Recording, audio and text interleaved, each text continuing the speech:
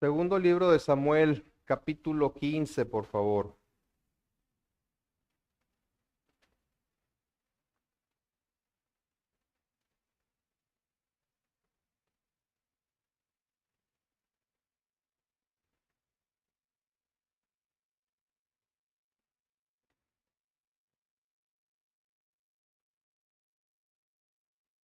Muy bien, hoy es domingo 3 de marzo del 2024 y he titulado este mensaje basado en el segundo libro de Samuel, capítulo 15, versículos 1 al 14. Servir o servirse. Servir o servirse. Acompáñenme en la lectura ahí a partir del versículo 1 del capítulo 15. Dice así la palabra de Dios: aconteció después de esto que Absalón se hizo de carros y caballos y 50 hombres que corriesen delante de él. Y se levantaba Absalón de mañana y se ponía a un lado del camino junto a la puerta. Y a cualquiera que tenía pleito y venía al rey a juicio, Absalón le llamaba y le decía: ¿de qué ciudad eres? Y él respondía: tu siervo es de una de las tribus de Israel. Entonces Absalón le decía: mira, tus palabras son buenas y justas, mas no tienes quien te oiga de parte del rey. Y decía Absalón: ¿quién me pusiera por juez en la tierra, para que viniesen a mí todos los que tienen pleito o negocio, que yo les haría justicia? Y acontecía que cuando alguno se acercaba para inclinarse a él extendía la mano y lo tomaba y lo besaba. De esta manera hacía con todos los israelitas que venían al rey a juicio, y así robaba Absalón el corazón de los de Israel. Al cabo de 4 años aconteció que Absalón dijo al rey: yo te ruego que permitas que vaya a Hebrón a pagar mi voto que he prometido a Jehová, porque tu siervo hizo voto cuando estaba en Jesús en Siria, diciendo: si Jehová me hiciere volver a Jerusalén, yo serviré a Jehová. Y el rey le dijo: ve en paz. Y él se levantó y fue a Hebrón. Entonces envió Absalón mensajeros por todas las tribus de Israel, diciendo: cuando oigas el sonido de la trompeta, diréis: Absalón reina en Hebrón. Y, y fueron con Absalón 200 hombres de Jerusalén convidados por él, los cuales iban en su sencillez, sin saber nada. Y mientras Absalón ofrecía los sacrificios, llamó a Ahitofel Gilonita, consejero de David, de su ciudad de Gilo. Y la conspiración se hizo poderosa y aumentaba el pueblo que seguía a Absalón. Y un mensajero vino a David diciendo: el corazón de todo Israel se va tras Absalón. Entonces David dijo a todos sus siervos que estaban con él en Jerusalén: levantaos y huyamos, porque no podremos escapar delante de Absalón. Daos prisa a partir, no sea que apresurándose él nos alcance y arroje el mal sobre nosotros y hiera la ciudad a filo de espada. Oremos. Amado Padre, nuevamente, Señor, reconocemos nuestra necesidad y dependencia de ti. Si tú no edificas en la casa, en vano trabajan los albañiles, dice tu palabra, Señor. Que no sea en vano, Señor, que exponemos esa tu palabra y somos expuestos a ella, sino que por tu Espíritu Santo tú la hagas prosperar en cada uno de nosotros y rinda fruto en abundancia para tu gloria. Te lo pedimos en Cristo Jesús. Amén. Amén. Trasladándonos algunos siglos más adelante de lo que sucede aquí con el rey David, y a unas cuantas horas de que el Señor Jesús muriera crucificado, estaba sentado con sus discípulos en el aposento alto, hablándoles acerca de lo que le iba a suceder y las implicaciones de ello. ¿Y qué hacían sus discípulos? Discutían acerca de su posición de preeminencia en el reino de Dios. Acompáñenme a Lucas 22, versículo 14.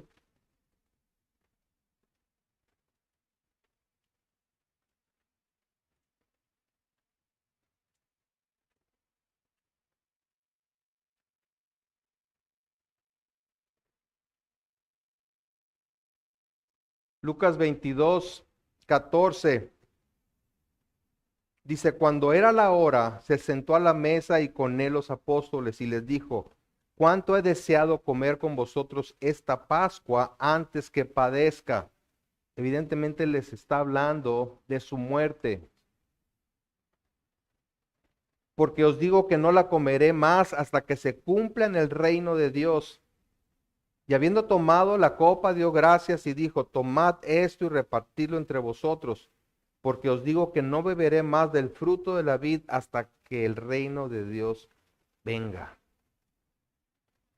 Jesús está hablando de cosas sumamente importantes, serias y trascendentales. ¿Y cuál es el pensamiento de sus discípulos en ese momento? Vayan al versículo 24. Dice, hubo también entre ellos una disputa sobre quién de ellos sería el mayor. Increíble. Pero lo que a ellos les preocupaba era el hueso. ¿Quién tomaría el lugar de Jesús como el líder? Entonces Jesús los pone en su lugar haciendo un contraste entre los líderes de las naciones y los ciudadanos del reino de Dios. Versículo 25 dice, pero él les dijo, los reyes de las naciones se enseñorean de ellas y los que sobre ellas tienen autoridad son llamados bienhechores. Mas no así vosotros. Noten el contraste, mas no así vosotros, sino sea el mayor entre vosotros como el más joven y el que dirige como el que sirve. Porque ¿cuál es mayor, el que se sienta a la mesa o el que sirve? ¿No es el que se sienta a la mesa? Mas yo estoy entre vosotros como el que sirve. Jesús les dice, así se comportan los líderes de este mundo, mas no así ustedes. ¿Quieren ser los principales?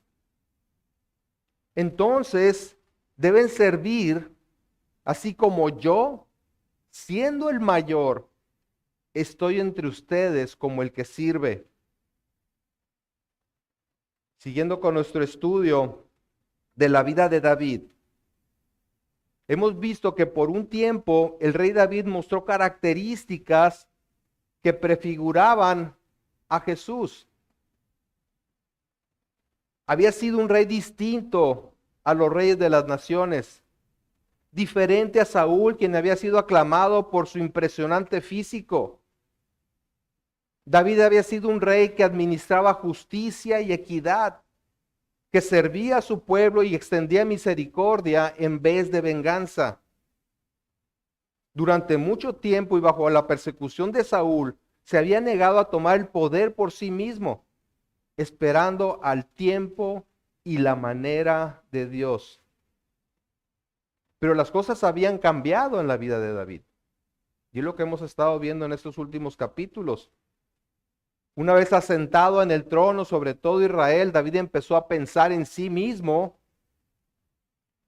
y trágicamente hemos visto el desenlace de cómo codició a la esposa de otro y aprovechándose de su poder la tomó para sí y queriendo ocultar su pecado le añadió otro peor, que fue el asesinato del esposo de esta mujer. Aún así, en su bondad y favor hacia David, Dios le envía al profeta Natán para confrontarlo, a lo cual David responde en arrepentimiento. Sin embargo, tendría que sufrir las consecuencias de sus actos. Ni él ni su reino volverían a hacer lo mismo. La violación de Tamar por parte de Amnón y el consecuente asesinato de Amnón por parte de Absalón fueron el comienzo de dolores para la casa de David. Su casa se desmoronaba. Y el propio David, dice un comentarista, Parece haberse vuelto incapaz de frenar a sus hijos, debilitado al parecer por sus propios fracasos. Sus actos malvados lo perturbaron, incluso lo enfurecieron. Pero él, así como Elí y Samuel muchos años antes, no pudo contener el cáncer que había comenzado a atacar el reino desde adentro. El regreso de Absalón de su exilio y su aparente reconciliación con su padre no fue el final de los problemas familiares para David. El capítulo anterior, el capítulo 14, termina precisamente con este encuentro en el que David besó a su hijo en señal de reconciliación. Versículo 33 del capítulo 14 dice, vino pues Joab al rey y se lo hizo saber. Entonces llamó a Absalón, el cual vino al rey e inclinó su rostro a tierra delante del rey, y el rey besó a Absalón. Absalón había regresado. 2 años después el rey lo admite en su presencia y lo besa. ¿Se arreglaron los problemas entre ellos? Veremos que no. Este encuentro entre ellos no era el final feliz que se pudiera pensar, ya que a partir de aquí veremos que Absalón estaba muy lejos de conformarse a ser el heredero del trono en turno. Amnón, el primogénito de David, había muerto a manos de Absalón. Y del segundo hijo de David, que Eliab, no se sabe nada, lo que hace suponer que murió en algún momento. Con todo y que era el candidato para suceder a David, Absalón no estaba dispuesto a esperar y se convirtió en la mayor amenaza que el reino de David jamás haya experimentado. Al estilo de los reyes de las naciones, procuró adelantar los tiempos y hacerse del reino por sus propios medios. No soportaba simplemente ser el aspirante al trono, sino que quería ocuparlo y ocuparlo ya. Le urgía tener notoriedad, fama y poder.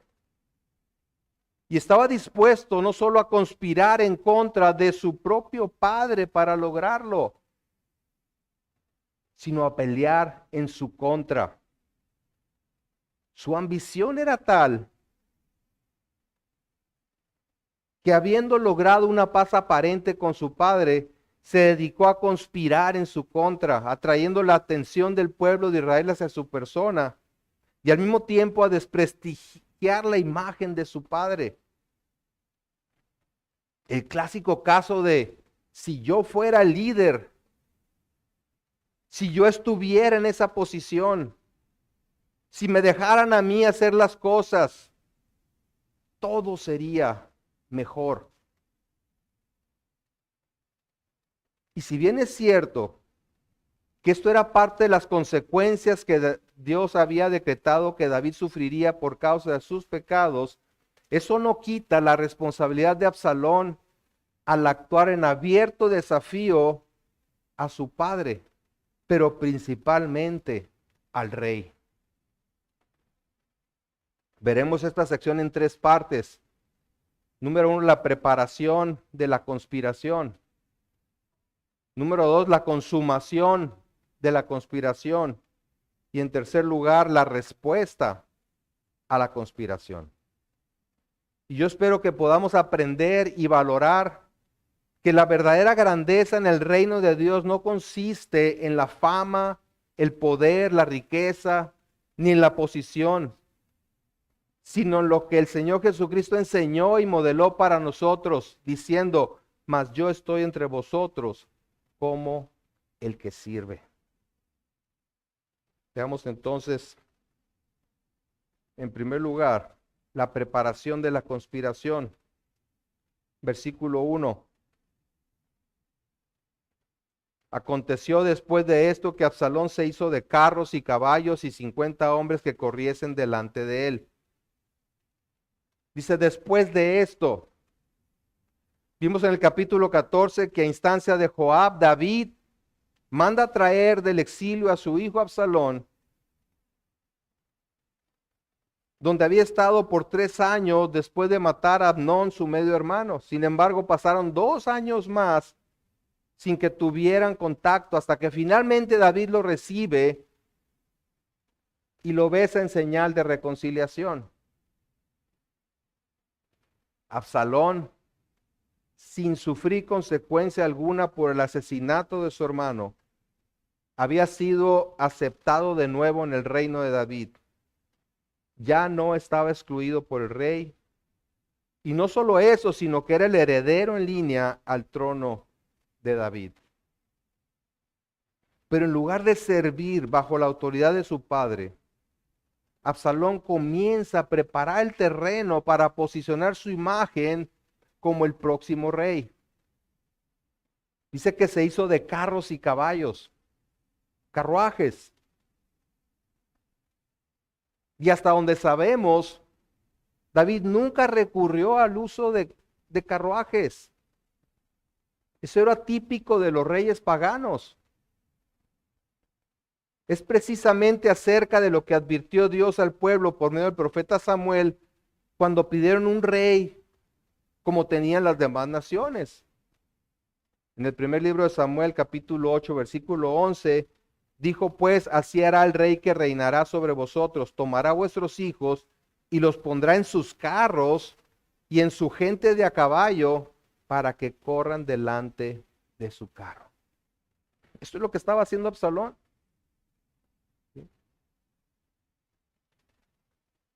Y lo que claramente estaba intentando hacer era adquirir notoriedad entre los israelitas.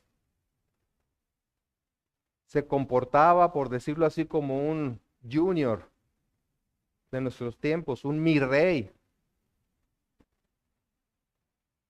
¿verdad?, de nuestra época, que se pavonean en sus lujosos automóviles y se dan la gran vida loca a costa de la posición de influencia de sus padres. Su papá era el rey. ¿Y qué hacía Absalón? Lucirse. Pero lo de Absalón no era un juego inocente, sino una clara estrategia para colocarse en la mente del pueblo como el que debía ocupar el trono. Y lo que hace a continuación confirma esto. Vean el versículo 2 al 4. Dice, y se levantaba Absalón de mañana y se ponía a un lado del camino junto a la puerta. Y a cualquiera que tenía pleito y venía el rey a juicio, Absalón lo llamaba y le decía, ¿de qué ciudad eres? Y él le respondía, tu siervo es de una de las tribus de Israel. Entonces Absalón le decía, mira, tus palabras son buenas y justas, mas no tienes quien te oiga de parte del rey.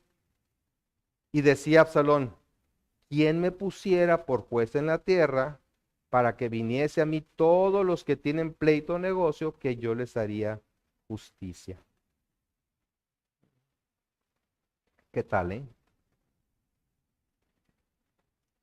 Como todo un buen político, Absalón hábilmente se presenta como alguien que sí escucha los problemas de la gente y los entiende. Está de su lado. Vean, número 1, se adelantaba y posicionaba junto a la puerta de la ciudad, sabiendo que ese era el lugar donde se presentaban los casos para tener una audiencia con el rey. En segundo lugar, se mostraba a favor de la causa de todos los que venían con algún problema o litigio.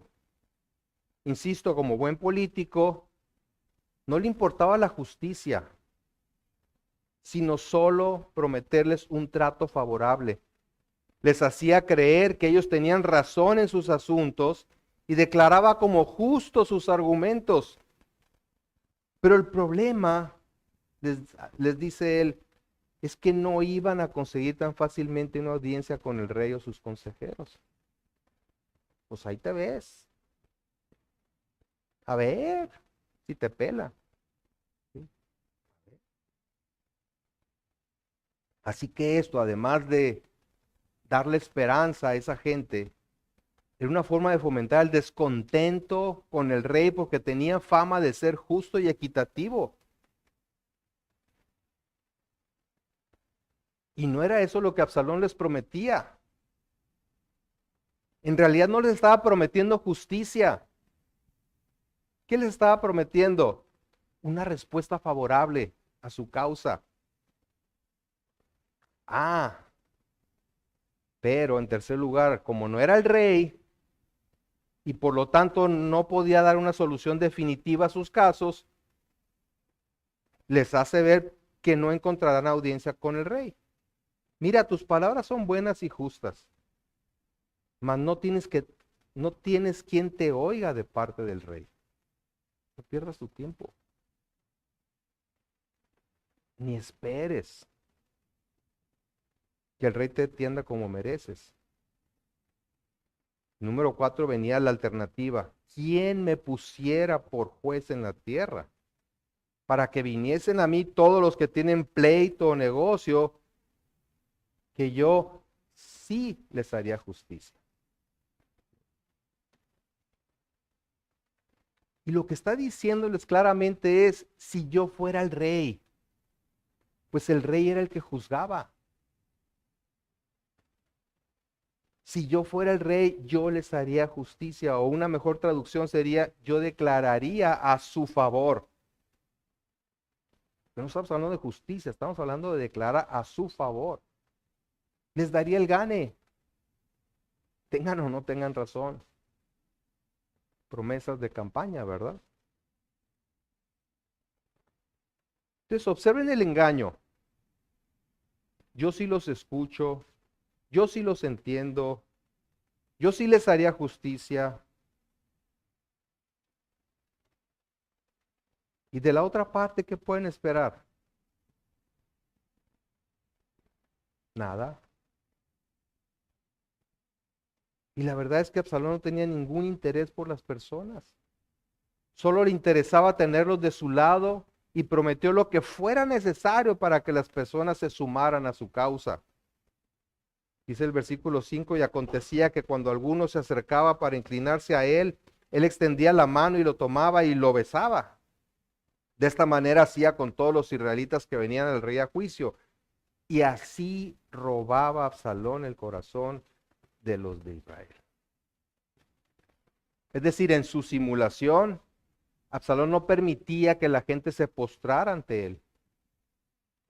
Obviamente no era el rey. Pero sí los levantaba y besaba y así se iba ganando el aprecio de la gente. Bueno, más que ganando, dice aquí que se robaba el corazón de los de Israel.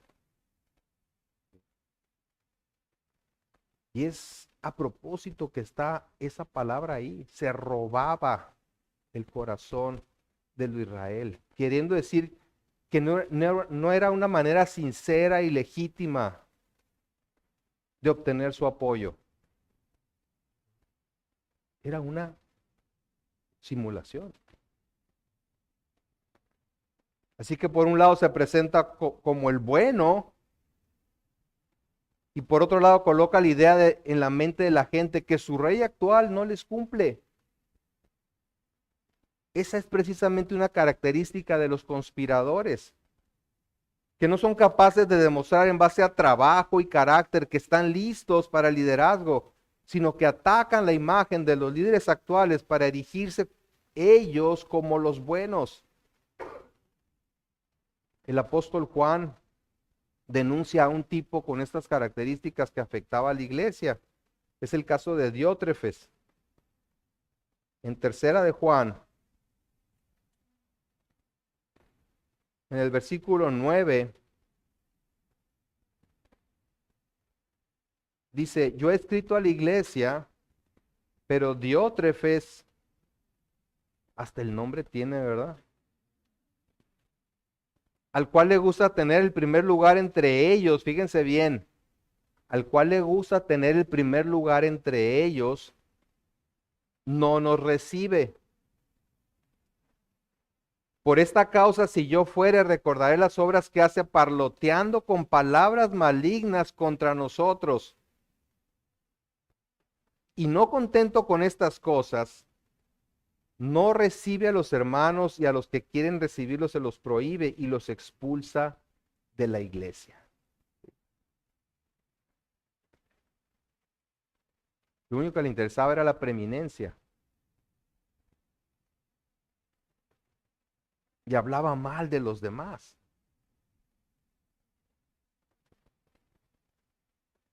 Absalón está sembrando la idea de la necesidad de que lo proclamen rey en lugar de su padre para una verdadera justicia. Insisto, no estaba dispuesto a esperar el tiempo de la sucesión natural al reinado, así es que está listo para dar un golpe de estado. Y eso nos lleva al segundo punto, que es la consumación de la conspiración. Dice el versículo 7, al cabo de 4 años aconteció que Absalón dijo al rey, yo te ruego que me permitas que vaya a Hebrón a pagar mi voto que he prometido a Jehová. Porque tu siervo hizo voto cuando estaba en Jesús en Siria, diciendo, si Jehová me hiciere volver a Jerusalén, yo serviré a Jehová. 4 años preparando el terreno. Y la pregunta es, ¿dónde está David? Era el rey de Israel. ¿Acaso no se daba cuenta de la tendencia de su hijo y sus claras intenciones? Una vez más vemos a David completamente pasivo ante el comportamiento de sus hijos. Y esto tendría graves consecuencias. Y de repente Absalón, después de esos 4 años de hacer campaña, bueno, la que no es campaña, la precampaña, la intercampaña, la campaña, o sea, todo eso, ¿no? Se vuelve muy espiritual y desea ir a Hebrón a cumplir con sus votos a Jehová. Dice haber hecho una promesa a Dios para adorarlo si le permitía volver a Jerusalén cuando estaba en el exilio allá en Jesús. Ahora se tardó 4 años en cumplir con esa promesa. Cualquiera sospecharía de las verdaderas intenciones de Absalón.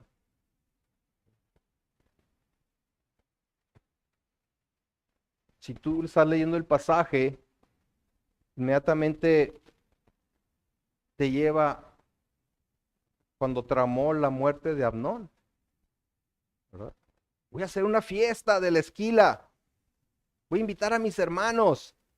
Ni se hablaba con Amnón, ni estaba peleado con todo el mundo. Ah, sí, pero ahora sí voy a hacer una fiesta, ¿no? Como que había razones para sospechar de Absalón. Ah, va a ir a ofrecer sacrificios a Hebrón, a pagar sus votos. Ahora, ¿por qué Hebrón? Por un lado es la ciudad donde él nació, pero también era una ciudad políticamente simbólica, ya que fue ahí donde David había comenzado su reinado sobre parte de Israel. Y una vez más, David confía en las buenas intenciones de su hijo, como lo había hecho la vez anterior,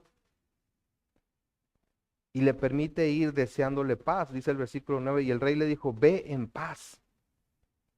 Y se levantó y fue a Hebrón. Se fue en paz Absalón. Veremos la realidad de las cosas. Pero ¿qué le pasaba al discernimiento que caracterizaba a David? Tenía fama de ser un hombre lleno de sabiduría y discernimiento, pero al parecer cuando se trataba de su familia, se le nublaba ese discernimiento. ¿Será que nos pasa lo mismo a nosotros? Podemos sospechar de todo mundo, pero ¿de nuestros querubines? Quienes consideramos las personas más santas del planeta.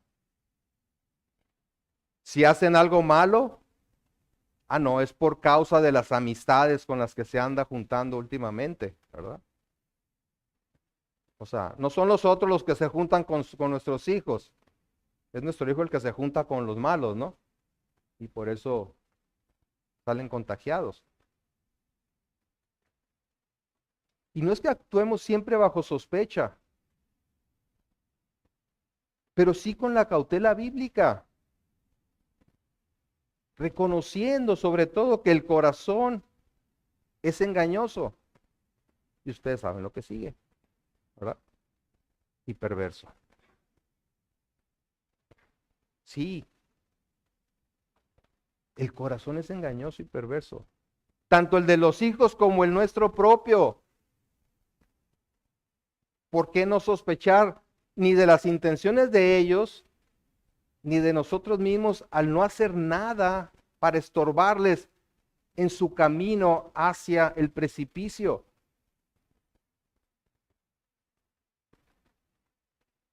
Bueno, una vez en Hebrón, Absalón echa a andar su plan. Versículo 10. Entonces envió Absalón mensajeros por todas las tribus de Israel diciendo, cuando oigáis el sonido de la trompeta, diréis, Absalón reina en Hebrón.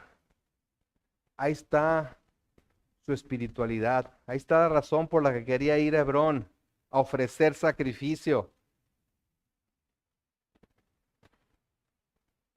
Al igual que en su conspiración anterior, tenía un plan bien formado. Había enviado mensajeros quienes en realidad eran espías, cuya tarea era la de sondear la inclinación del pueblo y hablar bien de él, promoverlo y a prepararse para reconocerlo cuando oyeran que había sido proclamado rey. Había mandado colocar trompeteros en lugares claves para que al dar la orden, la noticia de un nuevo rey corriera rápidamente. Y con esto quería que la noticia pareciera legítima. Si era una noticia que se divulgaba rápidamente por todo el reino, la gente podría decir, pues sí, ¿verdad? Ha de ser legítima. Y para ello reclutó a 200 hombres cercanos a David. Y no solo a esos hombres, sino a Aitofel, el principal consejero del rey. Vean versículo 11. Y fueron con Absalón 200 hombres de Jerusalén, convidados por él, los cuales iban en su sencillez, sin saber nada. Y mientras Absalón ofrecía los sacrificios, llamó a Aitofel Gilonita, consejero de David, de su ciudad de Gilo. Y la conspiración se hizo poderosa y aumentaba el pueblo que seguía a Absalón.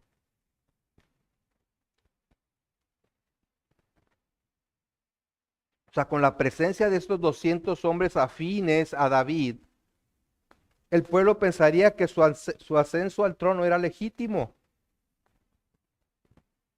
Y vemos que estos hombres actuaron en inocencia realmente.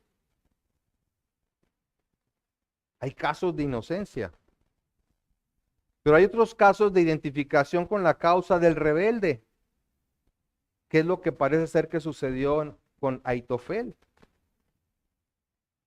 ¿Por qué? Porque es muy probable que Aitofel estuviera resentido contra David. Era el abuelo de Betsabé. Y aunque era consejero de David, ahí estaba la semilla del resentimiento. Y para Absalón no fue difícil jalarlo para su causa. Ay, aquí tengo a alguien cautivo, ¿verdad? Las personas resentidas son presa fácil de aquellos que se rebelan en contra de la autoridad. inmediatamente ven la oportunidad de vengarse. Y eso los conspiradores lo saben y se aprovechan de esa situación.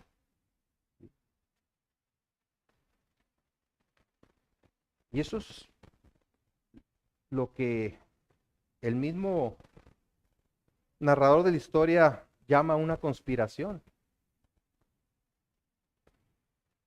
Dice el versículo 12 al final, y la conspiración se hizo poderosa. El sentido de esta palabra se refiere a complots para deponer o matar a una autoridad reinante y usurpar el trono. Entonces, claramente Absalón dirigía una conspiración contra el reino de David y el rey parecía no darse cuenta. Se me hace difícil de creer que el rey de Israel, no se enterara de todo lo que pasaba en su reino. Sin embargo, es posible que sus fracasos lo hubieran debilitado moralmente. Su reino estaba amenazado no por fuerzas externas, sino desde adentro.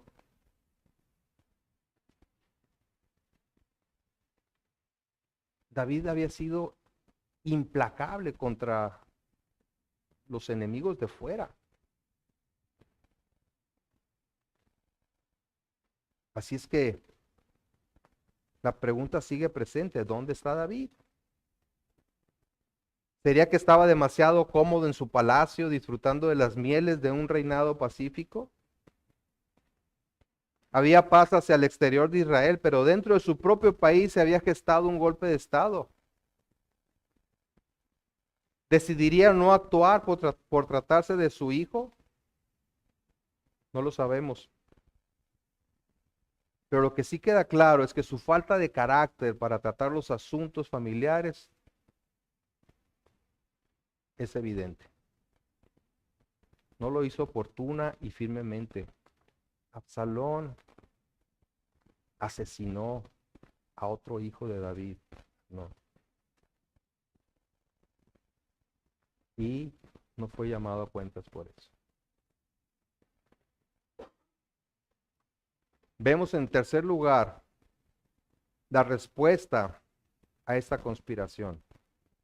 Versículos 13 y 14 dice, y un mensajero vino a David diciendo, el corazón de todo Israel se va tras Absalón. Entonces David dijo a todos sus siervos que estaban con él en Jerusalén, levantaos y huyamos, porque no podremos escapar delante de Absalón. Daos prisa a partir, no sea que apresurándose él nos alcance y arroje el mal sobre nosotros y hiera la ciudad a filo de espada. Aparentemente tuvo que venir un mensajero con la terrible noticia de que la gran mayoría del pueblo estaba del lado de Absalón. Así que David, entendiendo la seriedad de la situación, decide abandonar Jerusalén antes de que Absalón la ataque. Él sabe que Absalón se había convertido en un enemigo peligroso. Y no solamente peligroso, sino violento, del que él y los que estaban con él necesitaban huir rápidamente. ¿Por qué decide abandonar Jerusalén? En lugar de quedarse ahí y defender la ciudad. David era un buen militar. Y sabía que si Absalón tenía el apoyo de la mayoría de la gente, no podría oponer resistencia. Y quedarse sería asegurarle la victoria a su hijo. Pero además David era o estaba acostumbrado a pelear en el campo. Era un hombre de guerra, del campo. Tenía vasta experiencia en eso. El punto es que las cosas habían cambiado completamente en el reino y para el rey. El pueblo ya no estaba de su lado en su gran mayoría y estaba a punto de convertirse de nuevo en un fugitivo.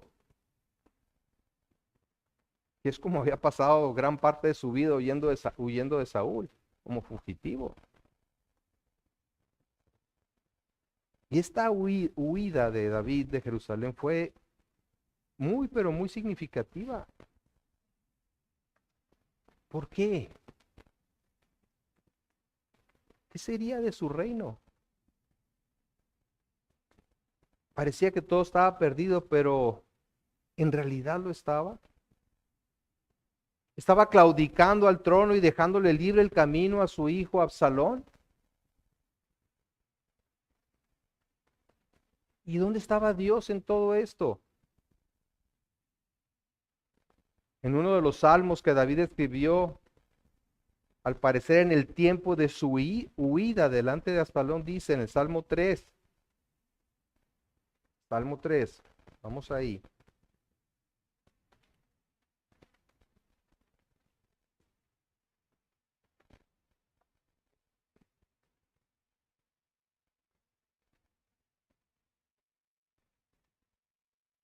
Dice Salmo de David cuando huía de delante de Absalón su hijo. Versículo 1 dice, oh Jehová, cuánto se han multiplicado mis adversarios. Muchos son los que se levantan contra mí. Muchos son los que dicen de mí, no hay para él salvación en Dios. Esa era la circunstancia de David en este momento. Versículo 2, 3, perdón. Mas tú, Jehová, eres escudo alrededor de mí, mi gloria y el que levanta mi cabeza. Con mi voz clamé a Jehová, y él me respondió desde su monte santo. Yo me acosté y dormí y desperté porque Jehová me sustentaba. No temeré a 10 millares de gente que pusieren sitio contra mí. Levántate, Jehová, sálvame, Dios mío, porque tú heriste a todos mis enemigos en la mejilla, los dientes de los perversos quebrantaste. La salvación es de Jehová. Sobre tu pueblo sea tu bendición. Con todos sus defectos de carácter, David era un hombre, como sabemos, temeroso de Dios. Y lejos estaba de darse por vencido ante las circunstancias. Él sabía que el desastre que le había sobrevenido era gran parte del juicio de Dios sobre su vida. La espada con la que Absalón amenazaba ahora con herir la ciudad era la espada que el Señor había declarado que nunca se apartaría de su casa. Es lo que le dijo Dios a través del profeta Natán, que por causa de su pecado la espada nunca se apartaría de su casa. Él sabía que esto era parte de ese castigo.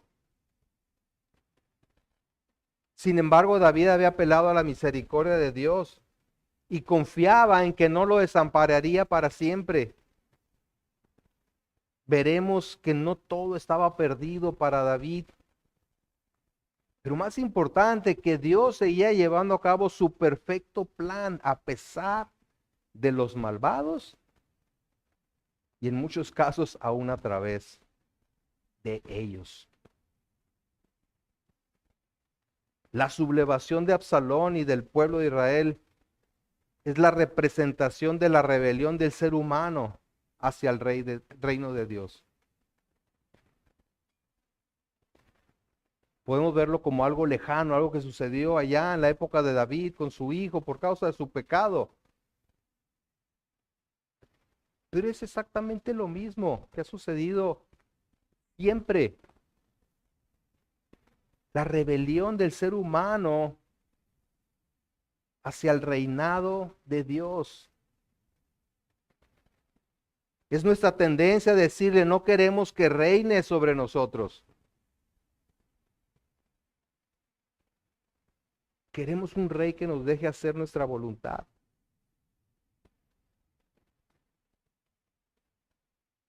Que nos deje vivir como mejor nos parezca.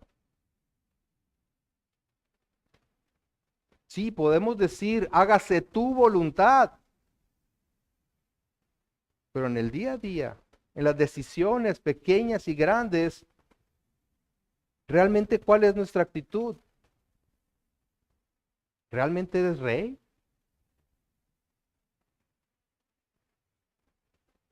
Absalón es la representación de la ambición humana enfrentada al reino de Dios, del deseo de poder, fama, riqueza que caracteriza al ser humano sin Dios. Es la representación del deseo de ser admirados, adulados, servidos. Pero Jesús dejó en claro que la verdadera grandeza no es esta, sino la del que sirve. Recordemos sus palabras a esos discípulos que estaban desesperados por saber qué posición les iba a tocar, qué hueso iban a agarrar.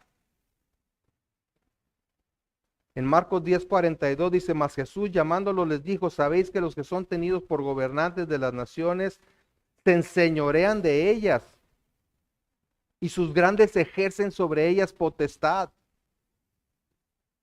Así son las cosas en el mundo, les dice Jesús. Pelean por el poder, por ser los primeros, por ocupar las mejores posiciones, por servirse de los demás. Versículo 43, pero no será así entre vosotros. Pero no será así entre vosotros, sino que el que quiera hacerse grande entre vosotros será vuestro servidor. Y el que de vosotros quiera ser el primero será siervo de todos. ¿Quieres ser el primero? Entonces empieza por servir a los demás. Y Jesús no estaba hablando de teoría únicamente. Dice, véanme a mí, que estoy entre ustedes como el que sirve.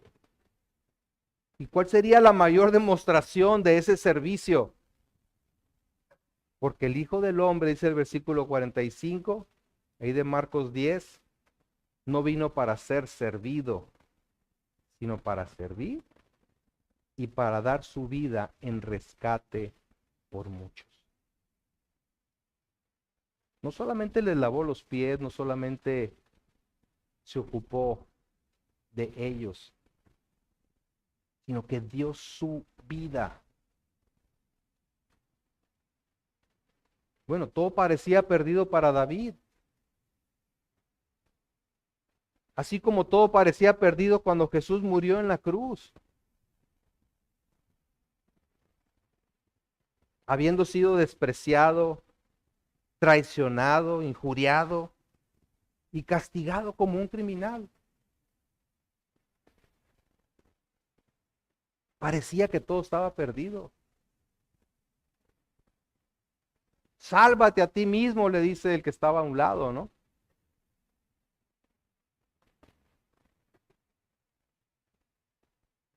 La gran diferencia es que los sufrimientos de David estaban ligados a su pecado,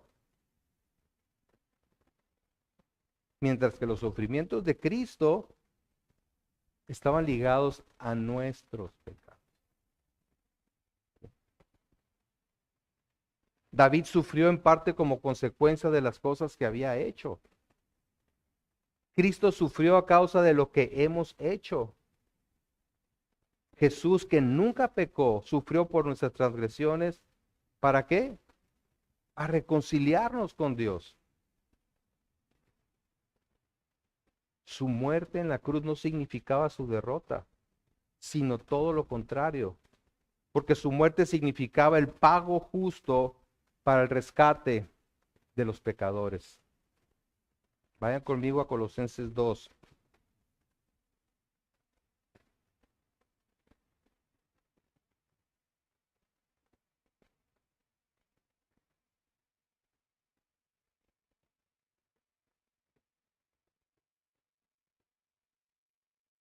Colosenses 2, versículo 13.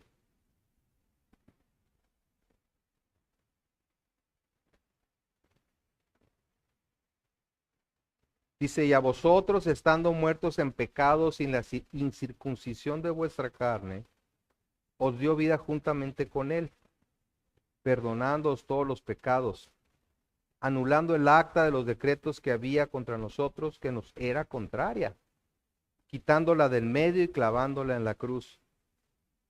Y despojando a los principados y a las potestades, los exhibió públicamente, triunfando sobre ellos en la cruz.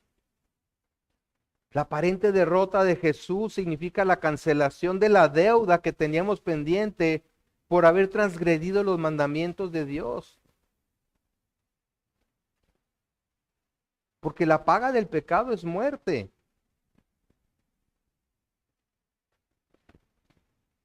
Pero ¿qué dice Romanos? Mas la dádiva de Dios es vida eterna en Cristo Jesús, Señor nuestro.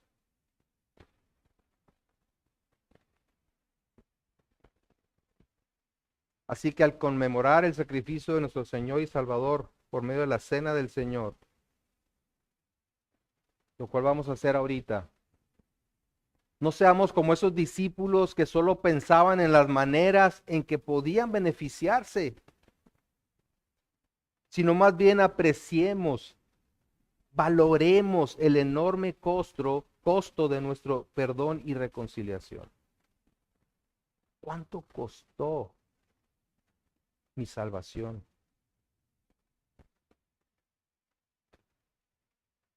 Y hacemos memoria de eso. Eso es lo que hacemos memoria cuando participamos juntos de la cena del Señor. Del costo de nuestra salvación. Sí, es gratis para nosotros. Es por gracia. Pero costó la sangre del justo. El acta de los pecados que nos era contraria. La declaración de nuestra culpabilidad por violar los mandamientos de Dios fue clavada en la cruz.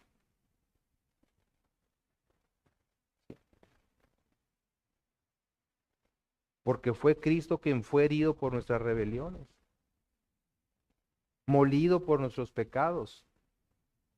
El castigo de nuestra paz fue sobre él y por su llaga fuimos nosotros